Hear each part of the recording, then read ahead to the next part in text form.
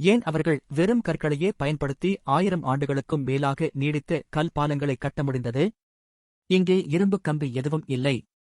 கற்கள் ஒன்றன்பின் ஒன்றாக உயர்த்தி வைத்து மேலே செல்லச் செல்ல அதே வளைவு வடிவில் அடுக்கப்பட்டுள்ளன. ஆச்சரியமாக இருப்பது என்னவென்றால் அந்த கற்கள் செவ்வக வடிவில் இல்லை. மேல்புறம் அகலமாகவும் கீழ்ப்புறம் சற்று குறுகலாகவும் இருக்கும். முதலில் பார்த்தால் அவை சரிந்து விழுந்துவிடும் போலத் தோன்றும். ஆனால் அந்த வடிவமே அதன் முழு ரகசியம். ஒரு வளைவு கீழிருந்து தாங்கப்படுவதால் நிற்கவில்லை. அது நிற்பதற்குக் காரணம் அனைத்தும் ஒருவரை ஒருவர் அழுத்திக் கொண்டிருப்பதால்தான். ஒவ்வொரு கல்லும் வளைவில் அமரும்போது மேலுள்ள எடை அதை கீழே தள்ளுகிறது. அதே நேரத்தில் அந்த அழுத்தம் வளைவு முழுவதும் பக்கவாட்டாக பரவுகிறது. இந்த அமைப்பில் எடை எதையும் பிரித்துவிடாது, மாறாக அனைத்தையும் ஒன்றாக சுருக்கி இணைக்கிறது. இந்த முறையில் எடை ஒரு பிரச்சனையல்ல, அது பூட்டும் சக்தியாக லாக்கிங் ஃபோர்ஸ் செயல்படுகிறது.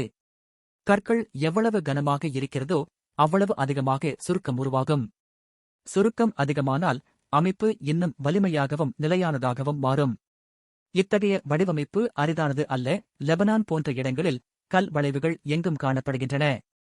அரண்மனைகள், நகர வாயில்கள், வளைவு வடிவில் அடுக்கப்பட்ட கற்களால் கட்டப்பட்ட தெருக்கள், இவை அனைத்தும் ஒரே மாதிரியான கற்களால் அமைக்கப்பட்டவை. இந்த கட்டிடங்கள் கல் மிகவும் கடினமானதனால் மட்டும் நிலைத்திருக்கவில்லை. ஆரம்பத்திலேயே கட்டிடக் கலைஞர்கள் கல்லுக்கு இயற்கையாக ஏற்ற சுமை பாதையை தேர்ந்தெடுத்ததால்தான் அவை 1000 ஆண்டுகளாக நிலைத்து நிற்கின்றன.